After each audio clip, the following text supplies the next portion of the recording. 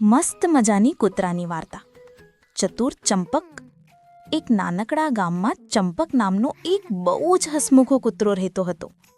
ચંપકને મસ્તીમાં દોડવું, રમવું અને ખાસ કરીને નવું નવું ખાવાનું ચાખવાનું બહુ ગમતું. એક દિવસ ગામમાં મેળો લાગ્યો. ચંપકે ખુશીથી પૂંછડી હલાવતા હલાવતા ત્યાં પહોંચી ગયો. મેળાનું મજા.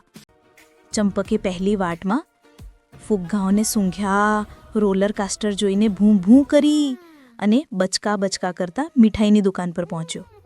દુકાનદાર જોઈને બોલ્યો, અરે કૂતરાભાઈ, તમને શું આપું? ચંપકે જીભ બહાર કાઢીને દેખાડ્યું, મને તે ગુલાબજામુન.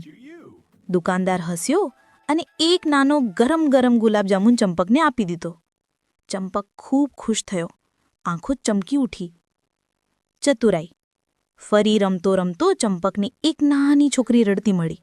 તેનો લાડકો બેલનાઇટ એટલે કે રમકડું ખોવાઈ ગયું હતું. ચંપકે તરત નાકથી સુગંધ શોધવાનું શરૂ કર્યું. ખેતરના રસ્તે, નદી કાંઠે, ઝાડ પાછળ. અંતમાં એક નાનકડા ઝાડ નીચે તે રમકડું મળી ગયું. ચંપકે વહાલથી દાંતમાં પકડીને તે છોકરીને પાછું આપ્યું. છોકરી હસતા બોલી, થેન્ક યુ ચંપક, અને તેની ગળે વળી ગઈ. એ દિવસ પછી બધાએ ચંપકને ચતુર ચંપક કહેવાનું શરૂ કર્યું. અંત.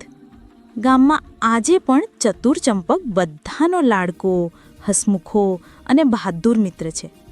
જેને મળે એની પૂંછડી હલાવી પ્રેમથી આવકાર કરે. ચંપક બોલે, દયાળુ બનો, ખુશી ફેલાવો.